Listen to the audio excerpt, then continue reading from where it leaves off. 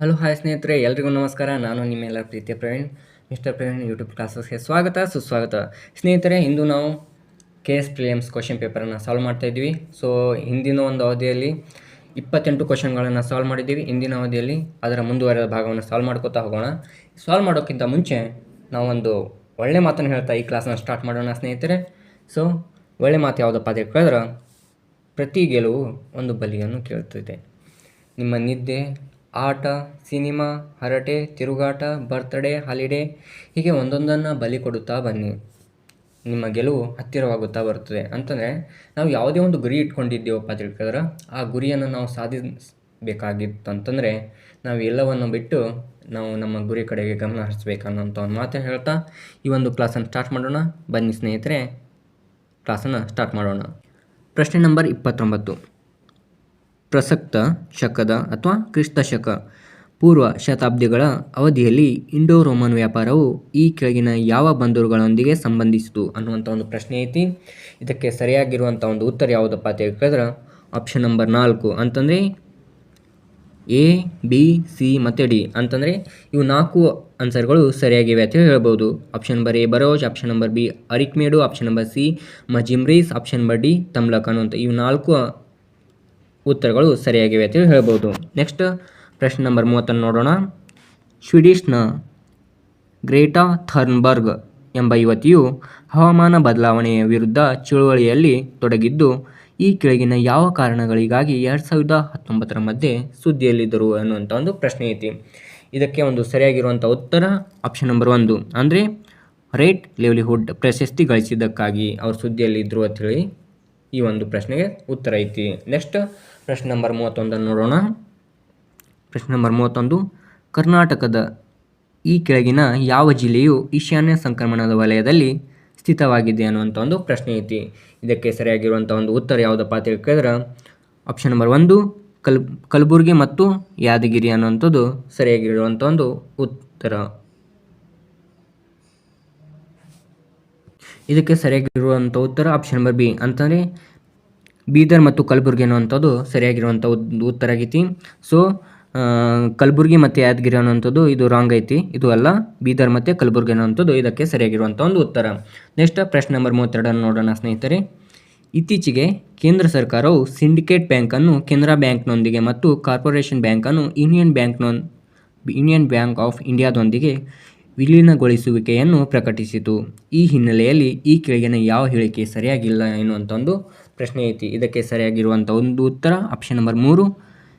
ಈ 4 ಬ್ಯಾಂಕುಗಳು ಕರ್ನಾಟಕದಲ್ಲಿ ಸ್ಥಾಪನೆಯಾದವು. ಅಂದರೆ ಈ 4 ಬ್ಯಾಂಕ್ಗಳು ಎಲ್ಲಿ ಸ್ಥಾಪನೆಯಾಗಿದ್ದವಪ್ಪ ಅಂತ ಹೇಳಿದ್ರೆ ಕರ್ನಾಟಕದಲ್ಲಿ ಸ್ಥಾಪನೆಯಾಗಿದ್ದು ಅಂತ ಹೇಳಿ ಇದಕ್ಕೆ ಸರಿಯಾಗಿರುವಂಥ ಒಂದು ಉತ್ತರ ಆಗಿರ್ತೈತಿ. ನೆಕ್ಸ್ಟ್ ಪ್ರಶ್ನೆ ನಂಬರ್ 33. ಮುಕ್ತ ಮಾರುಕಟ್ಟೆಯ ಕಾರ್ಯಾಚರಣೆಯು ಡ್ಯಾಶ್ಗೆ ಸಂಬಂಧಿಸಿದೆ ಅನ್ನುವಂಥದ್ದೊಂದು ಪ್ರಶ್ನೆ ಐತಿ. ಇದಕ್ಕೆ ಸರಿಯಾಗಿರುವಂಥ ಒಂದು ಉತ್ತರ ಯಾವುದಪ್ಪ ಅಂತ ಹೇಳಿದ್ರೆ ಆಪ್ಷನ್ ನಂಬರ್ 1 ಸರಿಯಾಗಿರುವಂಥ ಒಂದು ಉತ್ತರ ಆಗಿರ್ತೈತಿ.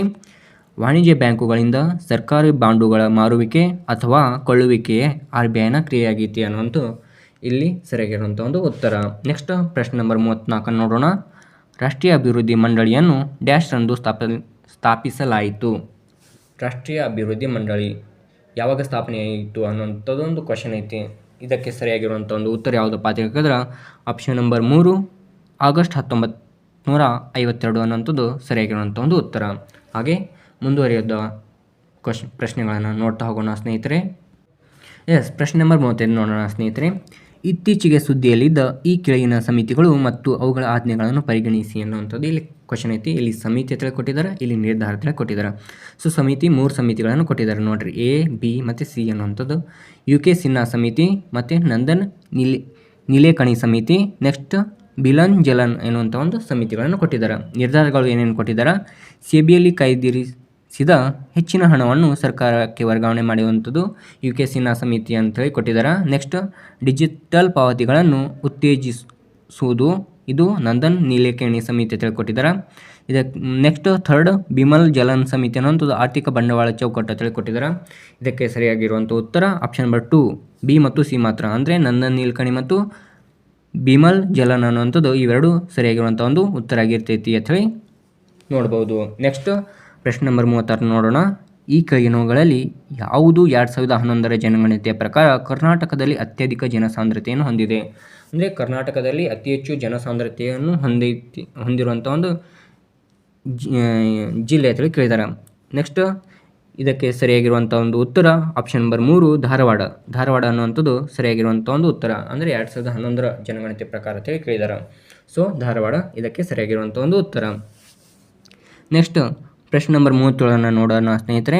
ಕರ್ನಾಟಕದ ಸುಪ್ರಸಿದ್ಧ ಅಗ್ರಹಾರಗಳು ಯಾವುವು ಅಥವಾ ಕರ್ನಾಟಕದ ಸುಪ್ರಸಿದ್ಧ ಅಗ್ರಹಾರಗಳು ಡ್ಯಾಶ್ ಅಂತ ಕೊಟ್ಟಿದ್ದಾರೆ. ಇದಕ್ಕೆ ಸರಿಯಾಗಿರುವಂಥ ಉತ್ತರ ಆಪ್ಷನ್ ನಂಬರ್ 1 ನಾಗಾವಿ, ಲಕ್ಕುಂಡಿ, ಸಾಲೋಟಗಿ ಮತ್ತು ಹರಿಹರಪುರ ಅನ್ನುವಂಥದ್ದು ಸರಿಯಾಗಿರುವಂಥ ಒಂದು ಉತ್ತರ.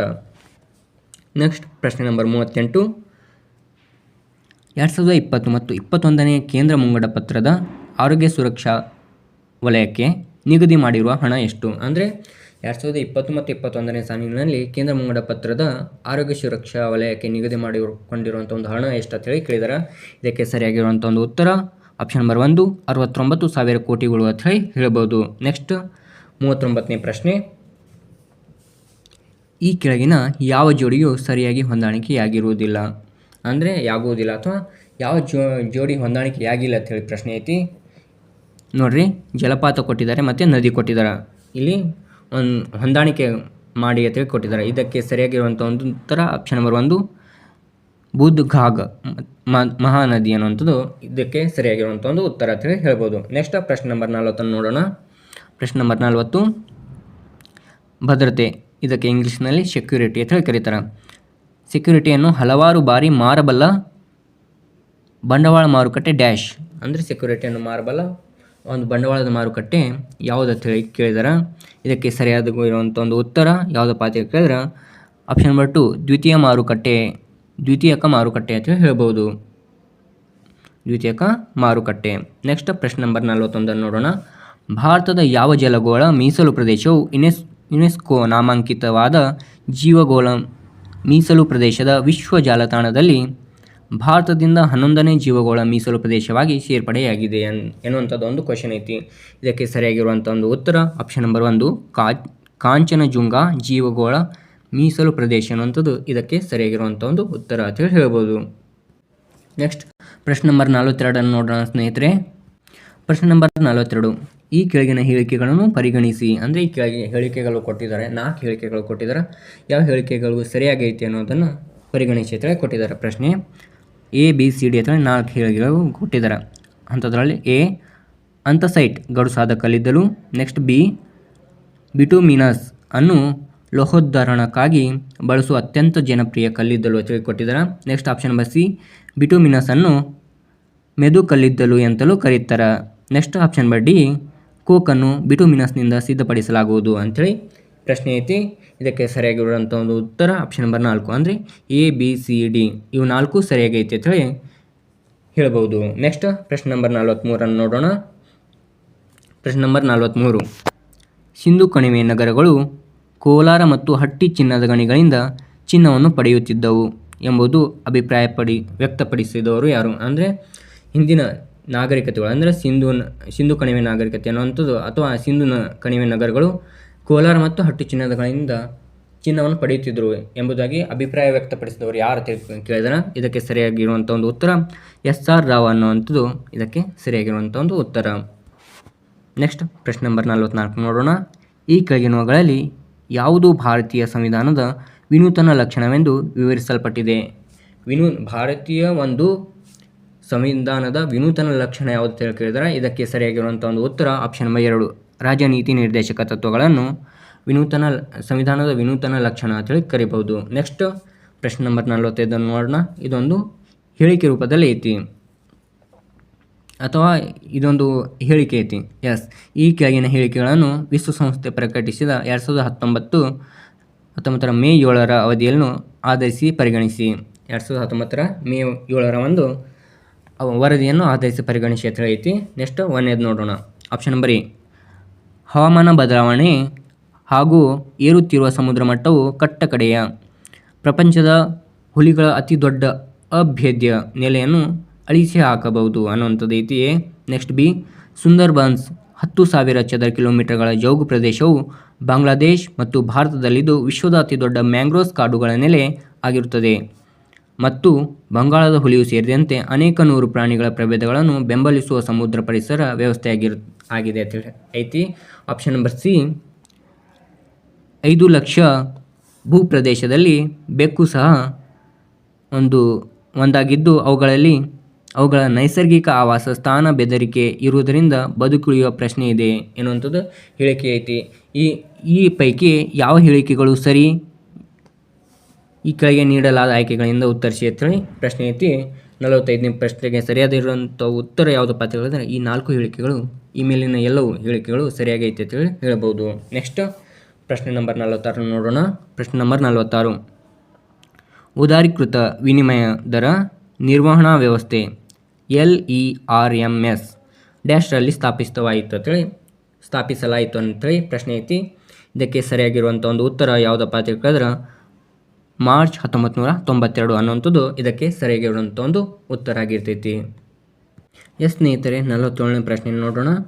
ಗಂಗಾ ನದಿಯ ಜಲಾಯನ ಗಂಗೆ ಮತ್ತು ಅದರ ಉಪನದಿಗಳನ್ನು ಒಳಗೊಂಡಂತೆ ಮಾಲಿನ್ಯ ತಡೆಯುವಿಕೆ ಮತ್ತು ಪುನರುಜ್ಜೀವನಗೊಳಿಸುವ ಮೇಲ್ವಿಚಾರಣೆಯ ಸಂಪೂರ್ಣ ಹೊಣೆಯನ್ನು ನಿರ್ವಹಿಸುವ ಉದ್ದೇಶಕ್ಕಾಗಿ ರಾಷ್ಟ್ರೀಯ ಗಂಗಾ ಮಂಡಳಿ ಅಥವಾ ಗಂಗಾ ನದಿಯ ಪುನರುಜ್ಜೀವನ ಸಂರಕ್ಷಣಾ ಮತ್ತು ನಿರ್ವಹಣಾ ರಾಷ್ಟ್ರೀಯ ಮಂಡಳಿಯನ್ನು ಸ್ಥಾಪಿಸಲಾಯಿತು ಅನ್ನುವಂಥದ್ದು ಪ್ರಶ್ನೆ ಐತಿ. ಕೆಳಗಿನ ಪ್ರಶ್ನೆಗಳಿಗೆ ಸರಿ ಉತ್ತರವನ್ನು ಆಯ್ಕೆ ಮಾಡಿ. ಅಂದರೆ ಈ ಪ್ರಶ್ನೆಗಳಿಗೆ ಸರಿ ಉತ್ತರವನ್ನು ಆಯ್ಕೆ ಮಾಡಿ ಅಂತ ಐತಿ. ನೆಕ್ಸ್ಟ್ ಪ್ರಶ್ನೆಗಳನ್ನು ನೋಡೋಣ, ಉತ್ತರವನ್ನು ನೋಡೋಣ. ಎ, ರಾಷ್ಟ್ರೀಯ ಗಂಗಾ ಮಂಡಳಿಯು ಯಾವ ವರ್ಷ ರಚಿತವಾಯಿತು ಅನ್ನೋಂಥದ್ದು ಐತಿ. ನೆಕ್ಸ್ಟ್ ಬಿ, ರಾಷ್ಟ್ರೀಯ ಗಂಗಾ ಮಂಡಳಿಯಿಂದ ಯಾವ ನಿಕಾಯವು ಬದಲಾಯಿಸಲ್ಪಟ್ಟಿತ್ತು ಅನ್ನುವಂಥದ್ದು ಐತಿ. ನೆಕ್ಸ್ಟ್ ಸಿ, ಗಂಗಾ ನದಿಯ ಮೇಲಣ ಸಬಲೀಕರಣ ಕಾರ್ಯಪಡೆಯ ETF ಅಧ್ಯಕ್ಷರು ಯಾರು ಎನ್ನುವಂಥದ್ದು ಐತಿ. ನೆಕ್ಸ್ಟ್ ಮೂರನೇದು ನೆಕ್ಸ್ಟ್ ಇದಕ್ಕೆ ಆನ್ಸರ್ ಯಾವುದಪ್ಪ ಅಂತ ಕೇಳಿದ್ರೆ ಒಂದನೇದು 2019 ರಾಷ್ಟ್ರೀಯ ಗಂಗಾ ನದಿ ಜಲಾಯನ ಕಾಯ್ದೆ NGRBA ಗಂಗಾ ನದಿ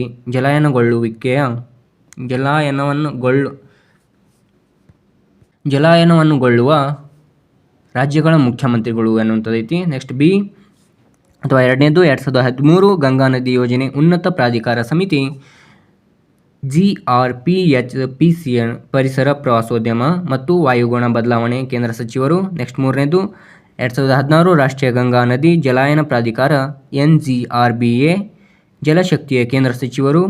ನಾಲ್ಕನೇದು 2018 ರಾಷ್ಟ್ರೀಯ ಗಂಗಾ ನದಿ ನಿಯೋಗ NRGM ಪ್ರಧಾನಮಂತ್ರಿ. ಇದಕ್ಕೆ ಸರಿಯಾಗಿರುವಂಥ ಒಂದು ಉತ್ತರ ಆಪ್ಷನ್ ನಂಬರ್ 3, 2016 ರಾಷ್ಟ್ರೀಯ ಗಂಗಾ ನದಿ ಜಲಾಯನ ಪ್ರಾಧಿಕಾರ NGRBA ಜಲಶಕ್ತಿಯ ಕೇಂದ್ರ ಸಚಿವರು ಅನ್ನುವಂಥದ್ದು ಇದಕ್ಕೆ ಸರಿಯಾಗಿರುವಂಥ ಒಂದು ಉತ್ತರ.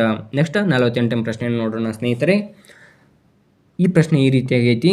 ಈ ಕೆಳಕಂಡ ವಿದ್ವಾಂಸರಲ್ಲಿ ಯಾರು ರಾಷ್ಟ್ರಕೂಟರನ್ನು ಕನ್ನಡ ಮೂಲದವರೆಂದು ತಮ್ಮ ವಾದವನ್ನು ಮಂಡಿಸಿದ್ದಾರೆ? ಅಂದರೆ ರಾಷ್ಟ್ರಕೂಟರು ಕನ್ನಡದ ಮೂಲದವರು ಅಂತೇಳಿ ಯಾರು ವಾದ ಮಾಡಿದ್ದಾರೆ ಅನ್ನುವಂಥದ್ದು ಐತಿ. ಈ ಪ್ರಶ್ನೆಗೆ ಸರಿಯಾಗಿರುವಂಥ ಒಂದು ಉತ್ತರ ಯಾವುದಪ್ಪ ಅಂತ ಕೇಳಿದ್ರೆ ಡಾಕ್ಟರ್ AS ಅಲೆಕ್ಟರ್ ಅನ್ನುವಂಥವ್ರು ಸರಿಯಾಗಿರುವಂಥ ಒಂದು ಉತ್ತರ. ನೆಕ್ಸ್ಟ್ ಪ್ರಶ್ನೆ ನಂಬರ್ 49 ನೋಡೋಣ. ಈ ಹೇಳಿಕೆಗಳನ್ನು ಪರಿಗಣಿಸಿ. ಇದೊಂದು ಹೇಳಿಕೆ ರೂಪದಲ್ಲಿ ಐತಿ ನೋಡಿ. ಪ್ರಶ್ನೆ A, B ಅಂತ ಕೊಟ್ಟಿದ್ದಾರೆ. ಹೇಳಿಕೆ A, ವಯಸ್ಸು ಮತ್ತು ಲಿಂಗಾಧಾರಿತವಾಗಿ ಜನಸಂಖ್ಯೆ ರಚನೆಯು ವಿಶ್ಲೇಷಿಸಲ್ಪಟ್ಟಿದೆ ಎನ್ನುವಂಥದ್ದು ಐತಿ. ನೆಕ್ಸ್ಟ್ ಬಿ, ನಕ್ಷಶಾಸ್ತ್ರೀಯವಾಗಿ ಅಥವಾ ಕಾರ್ಟೋಗ್ರಾಫಿಕ್ ಜನಸಂಖ್ಯಾ ರಚನೆಯು ಸಂಖ್ಯಾಶಾಸ್ತ್ರ ಅಥವಾ ಜನಸಂಖ್ಯಾ ಪಿರಮಿಡ್ಗಳಿಂದ ಪ್ರತಿನಿಧಿಸಲ್ಪಟ್ಟಿವೆ. ಈ ಮೇಲಿನ ಹೇಳಿಕೆಗಳಲ್ಲಿ ಯಾವುವು ಸರಿ? ಕೆಳಗಿನ ನೀಡಲಾದ ಒಂದು ಆಯ್ಕೆಗಳಿಂದ ಉತ್ತರವನ್ನು ಆರಿಸಿ. ಈ ಕೆಳಗೆ ಹೇಳಿಕೆಗಳಲ್ಲಿ ಉತ್ತರವನ್ನು ಆರಿಸಿ ತಿಳಿಕೊಟ್ಟಿದ್ದಾರೆ. ಇದಕ್ಕೆ ಸರಿಯಾಗಿರುವಂಥ ಒಂದು ಉತ್ತರ ಆಪ್ಷನ್ ನಂಬರ್ 3, A ಮತ್ತು B ಎರಡೂ ಸರಿಯಾಗಿ ಐತೆ ಅಂತ ಹೇಳ್ಬೋದು. ನೆಕ್ಸ್ಟ್ ಪ್ರಶ್ನೆ ನಂಬರ್ 50 ನೋಡೋಣ. ಹೈದರ್ ಅಲಿಯ ವಿರುದ್ಧ ಹೋರಾಡಿದ ಚಿತ್ರದುರ್ಗದ ನಾಯಕರು ಯಾರು? ಹೈದರ್ ಅಲಿಯ ಒಂದು ವಿರುದ್ಧ ಹೋರಾಡಿದ ಚಿತ್ರದುರ್ಗದ ನಾಯಕರು ಯಾರ ಕೇಳಿದಾರ? ಇದಕ್ಕೆ ಸರಿಯಾಗಿರುವಂಥ ಒಂದು ಉತ್ತರ ಯಾವುದಪ್ಪ ಅಂತ ಹೇಳಿದ್ರೆ ಆಪ್ಷನ್ ನಂಬರ್ 4, 5ನೇ ಮದಕರಿ ನಾಯಕ ಎನ್ನುವಂಥದ್ದು ಇದಕ್ಕೆ ಸರಿಯಾಗಿರುವಂಥ ಒಂದು ಉತ್ತರ ಹೇಳ್ಬೋದು. ಸೊ ಇದಿಷ್ಟು ಸ್ನೇಹಿತರೆ ಈ ಒಂದು ಕ್ಲಾಸಲ್ಲಿ ತಿಳಿಸಿಕೊಟ್ಟಿರುವಂಥ ಒಂದು ವಿಷಯ. ಸೊ ಈ ವಿಡಿಯೋ ಇಷ್ಟವಾದಲ್ಲಿ ನಮ್ಮ ಚಾನಲನ್ನು ಶೇರ್ ಮಾಡಿ, ಸಬ್ಸ್ಕ್ರೈಬ್ ಮಾಡಿ ಹಾಗೂ ಪಕ್ಕದಲ್ಲಿರುವ ಬೆಲ್ ಐಕನ್ ಕೂಡ ಕ್ಲಿಕ್ ಮಾಡಿ. ಎಲ್ಲ ನೋಟಿಫಿಕೇಷನ್ಗಳು ನಿಮ್ಮಲ್ಲಿಗೆ ಬಂದು ಸೇರ್ತವೆ ಅನ್ನುವಂಥ ಮಾತು ಹೇಳ್ತಾ ಇಲ್ಲಿಗೆ ಈ ವಿಡಿಯೋವನ್ನು ಮುಗಿಸ್ತಾ ಇದ್ದೀವಿ. ಧನ್ಯವಾದಗಳು.